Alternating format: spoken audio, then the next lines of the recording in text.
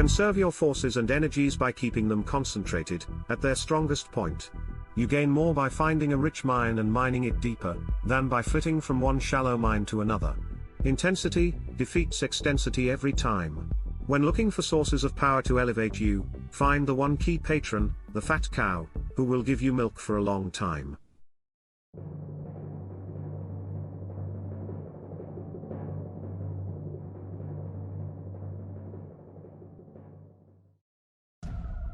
The world today is plagued by greater and greater division. You see it within countries, political groups, families, even individuals. Distraction surrounds us, like never before. We are all in a state of total distraction and diffusion, hardly able to keep our minds in one direction, before we are pulled in 1,000 others. The solution is a form of retreat inside ourselves. A return in our minds to the past, and to more concentrated forms of thought and action. Napoleon knew the value of concentrating your forces at the enemy's weakest spot. It was the secret of his success on the battlefield. But his willpower and his mind were equally modeled on this notion. Single-mindedness of purpose, total concentration on the goal, and the use of these qualities against people less focused, people in a state of distraction. Such an arrow will find its mark every time, and overwhelm the enemy. The ability to concentrate on a single goal, and push at it until it yields, is the formula used by all high achievers, past and present. Concentrate on a single goal, a single task, and beat it into submission. History has recorded the fall of great empires of the past from overreaching and dissipating their forces. The Romans' useless expansion led their empire into oblivion. Likewise, the mind must not wander from goal to goal, or be distracted by success, from its sense of purpose and proportion. What is concentrated, coherent, and connected to its past, has power. What is dissipated, divided, and distended, rots and falls to the ground. The bigger it bloats, the harder it falls.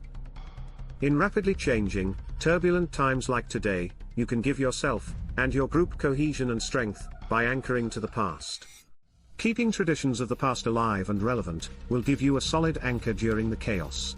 This concentration will give you a solid foundation to thrive upon, while others around you crumble.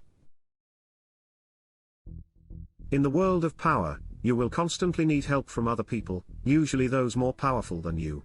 The fool flits from one person to another, believing that he will survive by spreading himself thin. The wise understand that much energy is saved, and more power is attained, by affixing yourself to a single, appropriate source of power. In the end, the single patron appreciates your loyalty and becomes dependent on your services. The master then serves the slave.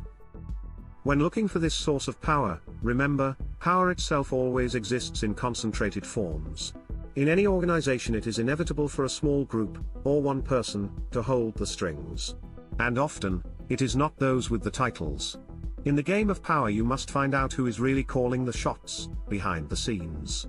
This is important, for only a fool flails about without fixing his target. Be aware. There are dangers in concentration. There are moments when dispersion is the proper tactical move. Dispersal is a crucial principle of guerrilla warfare, and often suitable for the weaker side. When fighting a stronger army, concentrating your forces only makes you an easier target. In this case it is better to dissolve into the scenery, and frustrate your enemy with the elusiveness of your presence. Also, tying yourself to a single source of power has one preeminent danger. If that person dies, leaves, or falls from grace you suffer. In cases when you may need protection, it is often wise to entwine yourself around several sources of power. Such a move would be very wise in periods of great chaos and violent change, or when you have many enemies. The more patrons or masters you serve, the less risk you run if one of them falls from power. Even if you decide to concentrate on the single source of power, you must still practice caution, and prepare for the day your master or patron is no longer there to help you.